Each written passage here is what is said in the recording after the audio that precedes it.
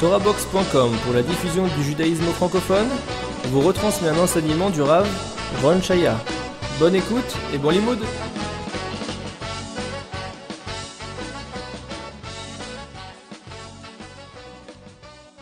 Donc nous sommes au troisième épisode de l'histoire du monde. On a vu la datation du Big Bang. On a vu donc qu'il n'y avait aucun problème entre la datation scientifique actuelle qui donne 13 milliards,9 et la Torah qui dit 6 jours. On a posé la question en fin de dernier cours.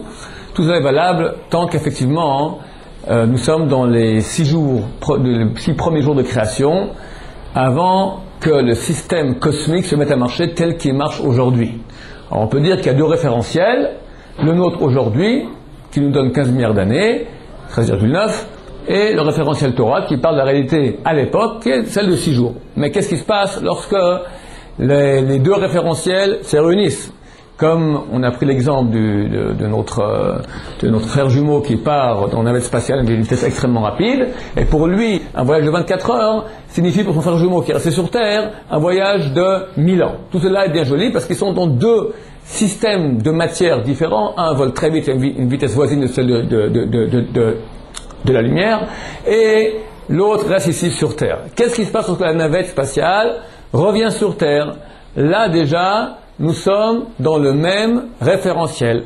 Donc, il n'est pas possible que nous découvrions dans les fossiles, dans les restes humains en tout cas, des vestiges plus vieux que 5765 ans.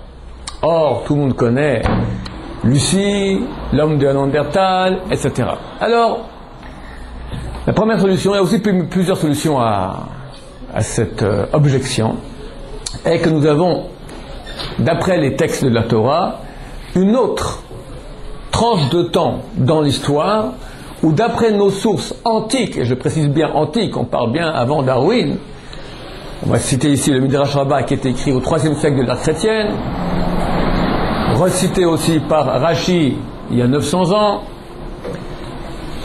comme quoi il y a eu une période de 1 an durant laquelle le système cosmique a fonctionné autrement. On parle du déluge. 1 an de déluge. Après le déluge, Noé sort de l'arche de Noé, fait un sacrifice à Dieu, et le texte vous lit ici dans la Torah, donc Genèse, c'est chapitre 8, fin de chapitre 8. Noé fait le sacrifice à Dieu, et Dieu dit, dorénavant, je n'aimerais plus de déluge sur terre, et Kol Yemei Haaretz, tous les jours de la terre, il y aura Zera Vekatir, Kor Vachom, Kait Vachoref. Ce sont les 6 saisons, des saisons de 2 mois chaque fois. La saison des semences, celle de la récolte, celle du froid, celle du chaud, l'été et l'hiver. V'yom v'layla lo ishbotu, et le jour et la nuit ne s'arrêteront pas. Donc on aura de nouveau les saisons.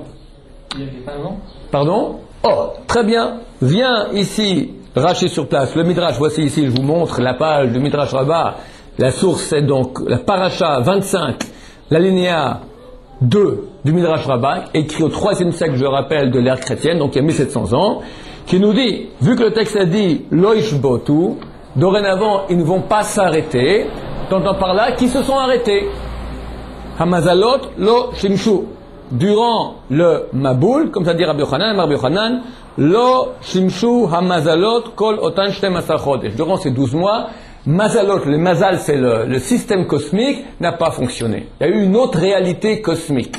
Donc on avait dit que chaque fois qu'on a une réalité cosmique différente, telle que champ de gravitation, telle que vitesse de déplacement dans la matière, ça développe une dilatation du temps. Ici, d'après nos sources, d'il y a 1700 ans, tu as une époque qui était pour Noé dans l'arche, c'était 12 mois, mais dans la réalité universelle, était tout à fait une autre échelle de temps. On dit qu'il n'y a pas de saison. Alors vous savez très bien, qu'est-ce qui provoque les saisons? Si je prends ici, j'ai le soleil, j'ai ici la terre, il me faudrait ici un crayon. Merci beaucoup pour le crayon. Voici ici la terre, l'axe nord-sud. L'axe nord-sud, il est penché par rapport à la perpendiculaire des rayons de soleil sur la Terre, penchée de 23 degrés. Ce qui fait que, si ça c'est le soleil, ça c'est la Terre, ici nous sommes en été, hémisphère nord. L'hémisphère nord est plus exposé côté soleil, les nuits sont moins longues, vu qu'il y a une exposition qui est plus grande sur le soleil, et il fait plus chaud. Maintenant nous sommes bientôt au mois de juillet, au Brésil, il fait froid, c'est l'hiver. Après on passe à l'automne, après hiver. Hiver, qu'est-ce qui se passe? C'est le contraire, l'hémisphère nord qui est moins exposé côté soleil a des nuits beaucoup plus longues, et moins exposé donc fait plus froid. Et au contraire, au Brésil, c'est le carnaval. Rio de Janeiro, c'est l'été. Pour nous, c'est l'hiver. Là-bas, c'est l'été. Donc, les saisons sont provoquées par l'axe 23 degrés de la Terre par rapport au rayon du soleil. Or, les scientifiques, j'ai lu ça il y a quelques années dans un article de Science et Vie, nous disent cet axe, actuellement, il bouge un peu, il balance. Et il se peut, disent les scientifiques, qu'il n'y a pas tellement de temps, il était à 0. Mais s'il était à 0, alors la Terre tournait à une allure ahurissante. Des milliers de tours par jour. Or, le texte nous dit que durant la période du déluge, il n'y a pas eu de saison. Donc c'était à 0. Donc ça tournait des milliers de tours par jour. Donc il est certain que...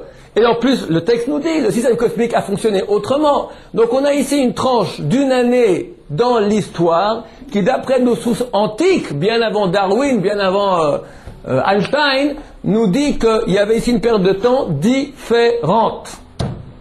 Donc dès lors, il n'y a plus aucune question.